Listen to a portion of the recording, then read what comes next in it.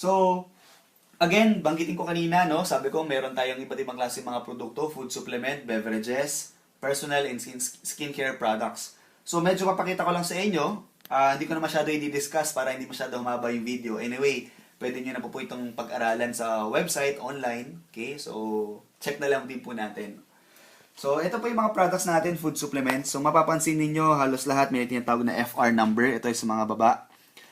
That only shows na meron po itong food registered po ito. Ibig sabihin, aprobado po ng BFAD yan. And also, syempre, halal. So, ito yung mga products natin. I just give you some mga tips lang or mga short info lang sa mga produktong to. For example, Performax. Ako personally, gumagamit ako ng Performax to. Ganito sa bahay. So, yan. Ito yung mismo yan. Ginagamit ko yan. So, simula nang nilaunch to, ginagamit ko to. And ako personally, maganda talaga siya sa atin, lalo sa ating mga lalaki. No? Kasi medyo, ayan, obvious ba? So, nag-workout tayo ngayon ng konti. Dati napansin ko, nung hindi pa ako gumagamit ng Performax, ang bilis ko mapagod. Alam mo, syempre, di ba, nag-workout ka na stress yung muscles mo. Minsan, it will took me mga 1 day or 2 days bago makarecover yung muscle mo eh. Bago ka maging okay ulit eh. Pero after taking Performax, as in, pagka nag-workout ka sa umaga, hapon pa lang, ramdam ko okay na ulit. Parang pwede na ako ulit magbuhat eh. Ganun po yung effect sa akin ng Performax. So, hindi lang yun, no? It also helps our heart, our brain, our muscles, our blood, and of course, yung ating vitality, yung testosterone, di ba? It increase our testosterone.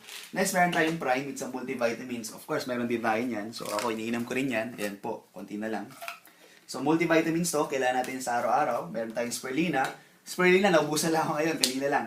So, yung Spirulina, it's a good source of protein. So, katulad ko rin, medyo nag-workout tayo, lalo maganda rin siya, good source of protein.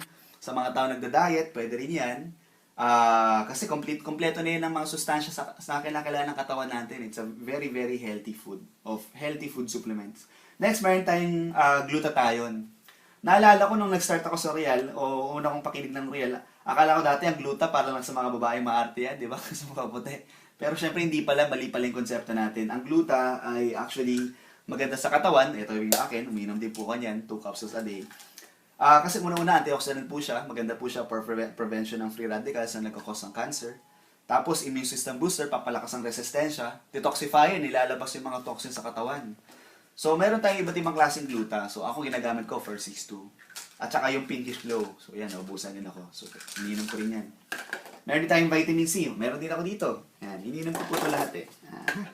Yan. So, ang kaganda naman sa vitamin C, sodium ascorbate naman siya. So, as we all know, the mother of all vitamins is vitamin C. Kailangan natin yan sa araw-araw para lumakas ang ating resistensya. Fit shape, ito, weight management. Okay, pwede rin po ito. Recall, memory enhancer. So, para sa mga tao na medyo nagkakaedad na, medyo nahihirapan na sa medyo yung mga memorya, or ano rin, kumbaga parang food for the brain sa madaling salita. Pwede rin po ito. Ayan.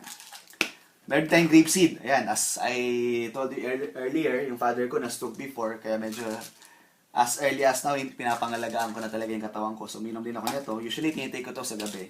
Yan, grapeseed. Good for our heart. Tapos, meron din tayong diabetes watch. Siyempre, yung mother ko may konting diabetes. As early as now, nagpa-prevent na tayo. Ayaw natin magkaroon ng ganun. So, yan. Isa na lang pala to. Bukas sa bukas, bibili na ako. And Fibrich. Ayan, Fibrich din. Well, luckily, hindi naman ako constipated, pero it doesn't mean na hindi ka constipated, hindi ka nainom nito. Kasi una-una, this is for cleansing ng intestine mo. Maganda talaga to. Lalo pag kumakain ka ng napalabang ka, party, mga ganyan. Marami ka nakain matatabang pagkain, maganda to. Ayan. Okay? So, anyway, kung gusto nyo pa mas malalang maintindihan yung products, please browse na lang sa website. Aralin po natin, mas maintindihan mo naman dyan, partner, no?